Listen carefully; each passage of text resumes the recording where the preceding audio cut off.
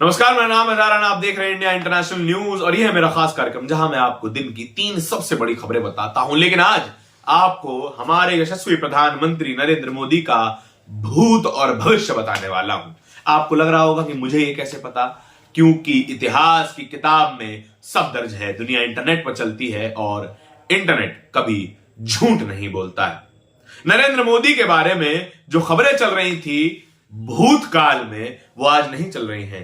क्यों नहीं चल रही है? क्या उनका हृदय परिवर्तन हो गया है या फिर कुछ और बात है? दूसरी खबर क्या है? द्वारका में योगी आदित्यनाथ ने एक बड़ी रैली की, लेकिन ऐसी बात हो गई कि उनकी साख पर, उनके राजनीतिक साख पर बट्टा लगने वाला है। क्यों है ऐसा? पूरी खबर मैं आपको बताने वाला हूं। और तीसरी खबर, दिल में सेना के लिए प्रेम रखने वाले, देश के लिए जुनून रखने वाले युवा जिनको सरकार 4 साल की नौकरी दे रही है, असल में उनको नौकरी मिल रही है 4 महीने की। ऐसा कैसे हो गया?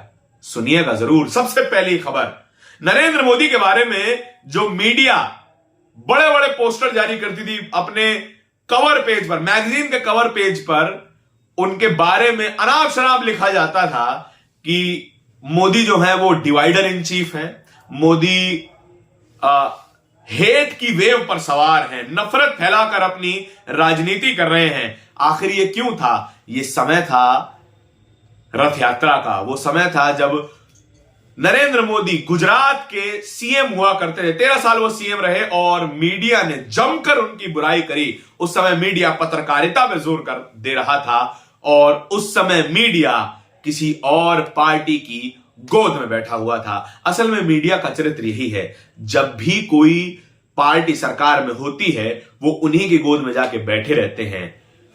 भक्त सेम रहते हैं, भगवान बदलते रहते हैं। पहले भगवान कोई और पार्टी हुआ करती थी, आज भगवान है हिंदू हृदय सम्राट स्वनाम धन्य नरेंद्र मोदी। नरेंद्र मोदी के बारे में आज जो आप खबरें सुनते हैं, कभी ऐसी हुआ नहीं करती थी। हमेशा से मीडिया नरेंद्र मोदी के खिलाफ बात करती रही है, नरेंद्र मोदी के लिए क्रिटिकल रही है। लेकिन जैसे ही वो प्रधानमंत्री बनते हैं वैसे ही मीडिया का भी हृदय परिवर्तन हो जाता है। वो हिंदू हृदय सम्राट बताने लगते हैं, मोदी से अच्छा कोई नहीं। मोदी जी आपको दुनिया कैसे याद रखे? ऐसे ऐसे सवाल पूछे जाने लगते हैं मानो नरेंद्र मोदी का ही दिल पिघल जाए और वो कहे, मांगो, कितने गांव की जागीर मांगते हो। लेकिन मीडिया जो पहले दिखाया करता था, इंडिया टुडे मैगजीन के कुछ कवर पेज आपको दिखा रहा हूं। पहले Modi riding the hate wave कहे जाते थे कि मोदी जो है नफरत की वेव पर सवार है, नफरत की लहर पर सवार है। ऐसा मैं नहीं कह रहा, इंडिया टुडे का कवर पेज कह रहा है। मोदित्व, हिंदुत्व को मोदित्व कहा जाता था कि भाई हिंदुत्व की राजनीति नहीं, मोदित्व की राजनीति हो रही है। ऐसी बातें कही जाती थी कि फेक सेकुलरिज्म फैलाते हैं नरेंद्र मोदी देश में। लेकिन ऐसी बातें आज क्यों नहीं होती, जब धर्म के नाम पर हिंसा होती है, जब जाति के नाम पर हिंसा होती है।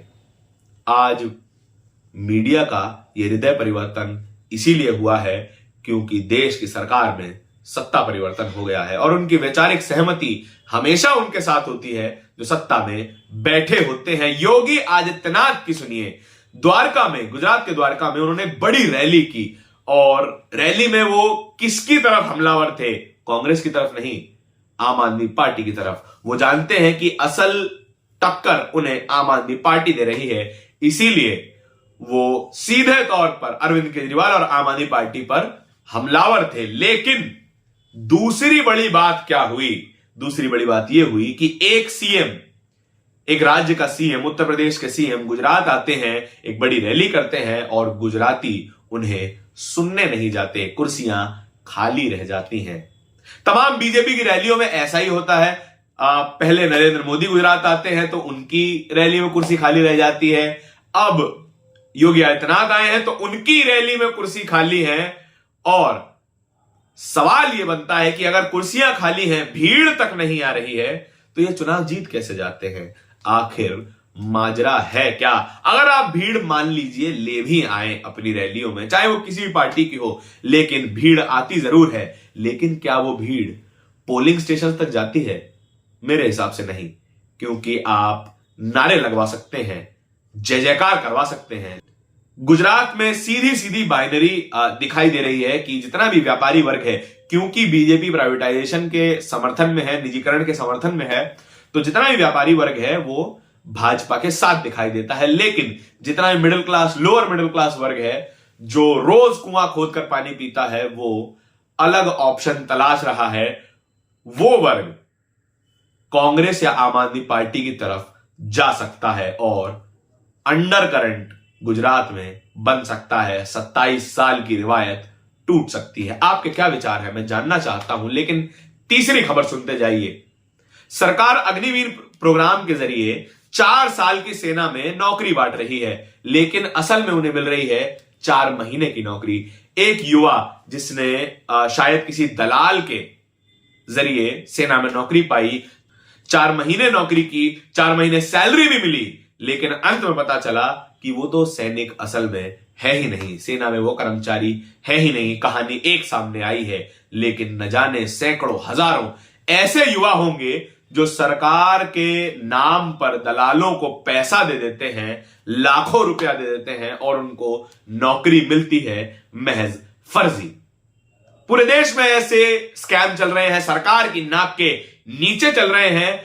स्टेट के पास पावर बहुत होता है, सरकारों के पास बहुत पावर है, उनका जो सूचना तंत्र है वो बहुत मजबूत होता है। ऐसा नहीं हो सकता कि ये सब देश में चल रहा हो, राज्य में चल रहा हो और सरकारों को पता ना हो। और यदि पता है तो किसकी सहमति से ये सब पूरे देश में चलाया जा रहा है कि 4 महीने की नौकरी मिल रही है, 4 महीने सैलरी भी मिल रही है और चौथे महीने उस व्यक्ति को पता चलता है कि वो तो सैनिक कभी था ही नहीं।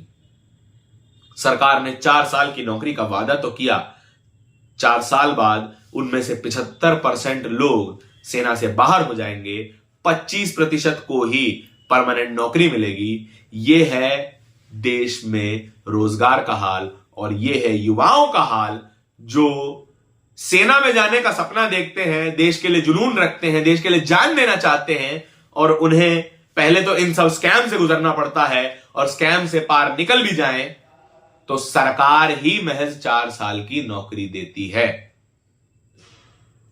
2 करोड़ नौकरियां हर साल देने का वादा था, लेकिन 4 साल की नौकरी ही दे पा रही है मोदी सरकार।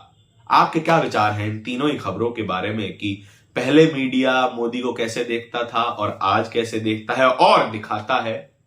योगी आदित्यनाथ गुजरात आते हैं और गुजराती उन्हें सुनने नहीं आते और सेना में सब जाने का सपना देखने वाले युवा को 4 महीने की नौकरी मिलती है और शायद सब कुछ सरकार को पता भी है। आपकी प्रतिक्रिया जरूर जानना चाहूंगा। धन्यवाद।